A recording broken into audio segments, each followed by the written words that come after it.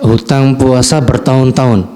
Bertahun-tahun ini dia masih ingat berapanya? Atau sudah tidak ingat lagi? Sudah tidak ingat lagi. Ada dua kondisi.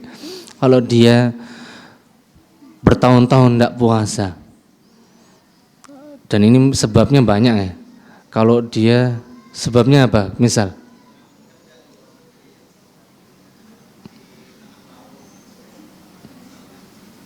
ketika dia bekerja di tengah laut, kemudian selama dia bekerja tidak puasa, bahkan sampai dia pun tidak ingat hari ini dia berapa kali sudah tidak berpuasa selama bulan Ramadan, maka Wallahu ta'ala alam bisawab, ketika sudah seperti itu kondisinya, dia sampai tidak ingat betul itu jumlahnya, maka hendaknya dia bertaubat kepada Allah subhanahu wa ta'ala dan memperbaiki ketaatannya, puasanya di bulan yang sedang dia hadapi saat ini. Kemudian dia memperbanyak istighfar dan juga iringi dengan amal-amal soleh yang lainnya. Iringi dengan amal-amal soleh yang lainnya, dan itulah bagian dari taubatun nasuha. Dan kemudian diiringi pula dia berazam jangan lagi berusaha meninggalkan puasanya barang sekalipun. Dia berazam, tekad kuat untuk berusaha menjalankan ibadah puasa ini semaksimal mungkin, semampu dia. Jangan lagi ada yang tertunda, jangan ada lagi yang diabaikan. Kemudian dia iringi pula dengan ketaatan-ketaatan yang lainnya, bisa dengan amalan-amalan sunnah atau bisa dengan sedekah, dan itu diantara amalan yang sangat agung juga, khususnya di Ramadan kali ini dia iringi dengan memperbanyak sedekah dari apa yang dia telah terluput dari Ramadan-Ramadan yang sebelumnya.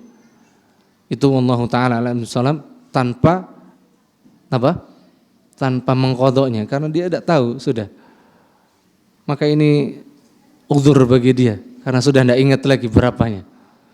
Karena orang yang sudah tidak tahu bilangan berapa dia tidak puasa, maka dia diberi uzur dari puasanya. Kecuali dia ingat, dia Ramadan ini tahun pertama, tahun kedua, tahun ketiga, berarti sekitar sekian, maka dia berusaha. Dia berusaha itu, dan tetap diiringi dengan taubat juga, dengan memperbanyak istighfar juga. Karena apa? Itu bagian dari kelalaian kita, karena dosa maksiat kita. Karena apa? Hukuman terbesar Allah Subhanahu wa ta'ala kepada seorang hamba ketika dia ketika dia melanggar dan ketika dia berbuat maksiat, hukuman terbesar untuk dia apa? Yaitu terhalang dia dari kebaikan-kebaikan, ketaatan kepada Allah Subhanahu wa ta'ala. Dia tidak merasakan kenikmatan, dia tidak merasakan kelezatan, dia tidak merasakan keimanan ketika berpuasa, dia tidak merasakan nikmat ketika sholat, dia tidak merasakan nikmat ketika berzikir. Maka kalau kita ada kondisi tersebut, maka segera apa? Segera iringi dengan taubat, dengan memperbanyak istighfar, dengan sedekah. Dan sedekah, jamaah kaum muslimin yang berbahagia, tidak harus nunggu ada uang. Apa yang kita punya? Barang 1.000 rupiah, 2.000 rupiah, boleh tidak dikeluarkan? Boleh, kalau kita memang punyanya misal 10.000, kita keluarkan 2.000 rupiah mungkin. Maka ini adalah sedekah terbaik darinya. Sedekah terbaik darinya. Dan tidak nunggulah dia punya banyak dulu. Dan itulah yang dicontohkan, ditauladankan oleh Rasulullah SAW dan keluarga beliau.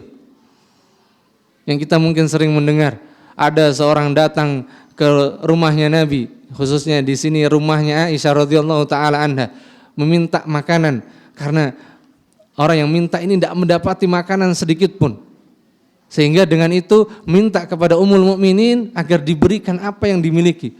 Dan ternyata di rumahnya pun subhanallah tidak ada apa-apa kecuali beberapa butir kurma. Kecuali apa? Beberapa butir kurma. Dan diambillah itu beberapa butir dan diberikannya.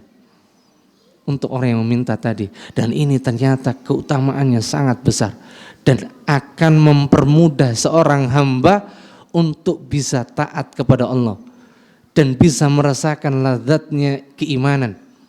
Itu diantaranya keutamaan sedekah, mempercepat dan memudahkan kita kembali bertaubat, bersimpuh, mengingat Allah Subhanahu wa taala dan mendapatkan rahmatnya. Allahu taala alam bisawab.